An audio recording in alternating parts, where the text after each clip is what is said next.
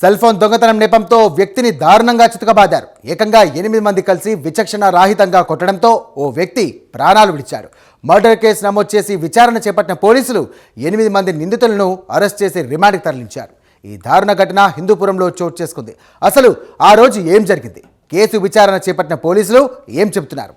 Let's watch this story.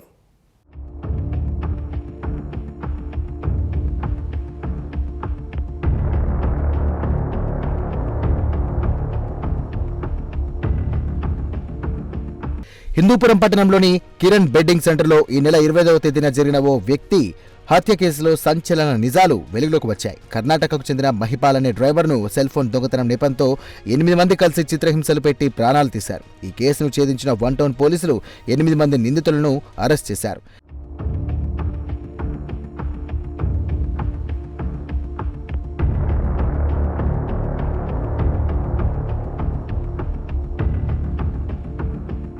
బెంగళూరుకు చెందిన వాసు కుమార్ అనే వ్యక్తి ఈ నెల 22న కిరణ్ బెడ్డింగ్ సెంటర్లో బస చేశాడు. అదే సమయంలో మహిపాల్ కూడా అక్కడే ఉన్నాడు. వాసు కుమార్ సెల్ ఫోన్ కనిపించకపోవడంతో పక్కనే ఉన్న మహిపాల్పై అనుమానం పెంచుకున్నాడు. తాను దొంగలించలేదని మహిపాల్ మొత్తుకున్నా నిందితులు కనికరించలేదు. సెల్ ఫోన్ ఇప్పిస్తే మద్యం తాగిస్తానంటూ వాసు కుమార్ తన స్నేహితుడు సురేష్కు ఆశ చూపాడు. సురేష్ తన మరికొంతమంది స్నేహితులతో కలిసి మహిపాల్పై దాడికి దిగారు.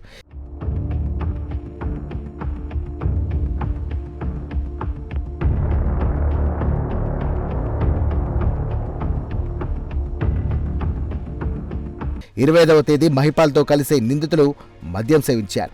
అనంతరం మద్యం షాప్ పక్కనే మరోసారి విచక్షణ రాహితంగా చితకబడ్డారు. తీవ్ర గాయాలైన మహిపాల్ను ఆటోలో బెడ్డింగ్ సెంటర్కు తీసుకువచ్చారు. అక్కడ బాలు అనే వ్యక్తి తన స్నేహితుడిని మహిపాల్ కులం పేరుతో దూషించాడనే కోపంతో మహిపాల్ తలకు తీవ్రంగా కొట్టాడు. దీంతో తల పగిలి తీవ్ర రక్తస్రావం కావడంతో నిందితులు పిడిగుద్దులు గుద్దడంతో మహిపాల్ బెడ్డింగ్ సెంటర్లోనే ప్రాణాలు విడిచాడు.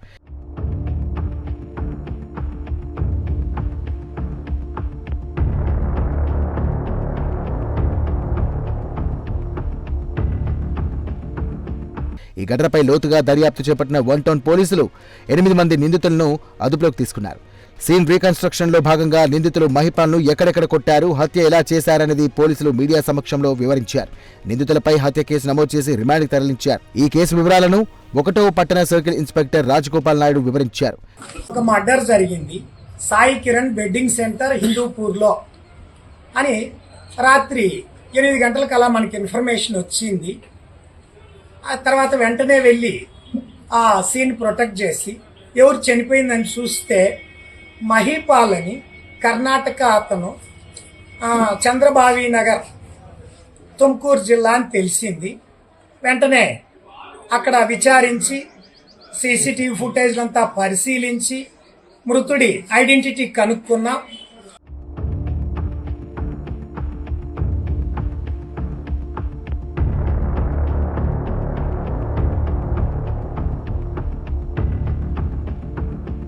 మహిపాల్ మరణానికి దారితీసిన పరిస్థితులను ఇన్స్పెక్టర్ రాజగోపాల్ నాయుడు వివరించారు. వాసు కుమార్తో పాటు అతడి స్నేహితులు కొందరు మహిపాల్ను దారుణంగా కొట్టడంతో మరణించినట్టు రాజగోపాల్ నాయుడు తెలిపారు.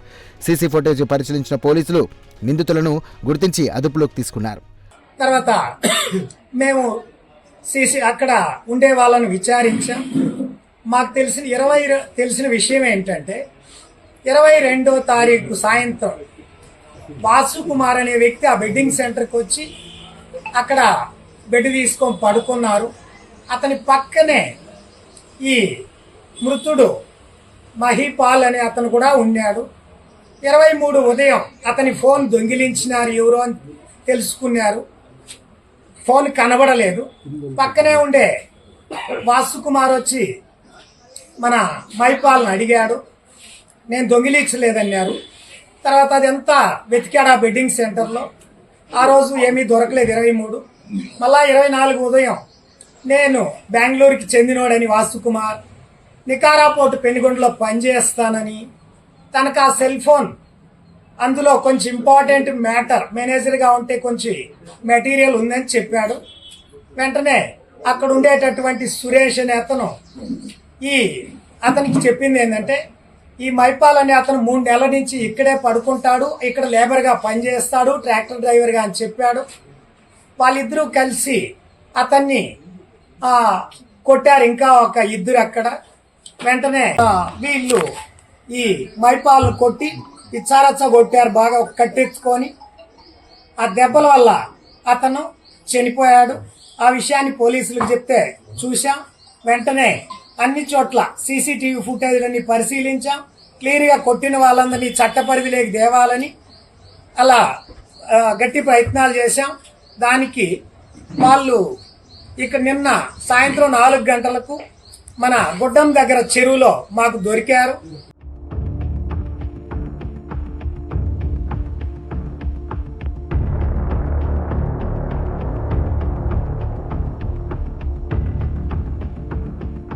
సెల్ ఫోన్ దొంగలించాడనే అనుమానంతో వ్యక్తి ప్రాణాలు పోవడానికి కారకులైన 8 మంది ప్రస్తుతం పోలీసుల అదుపులో ఉన్నారు. మహిపాల్ అనే వ్యక్తి మరణానికి కారకులైన వీరంతా వారి జీవితాలను కూడా నాశనం చేసుకున్నారు.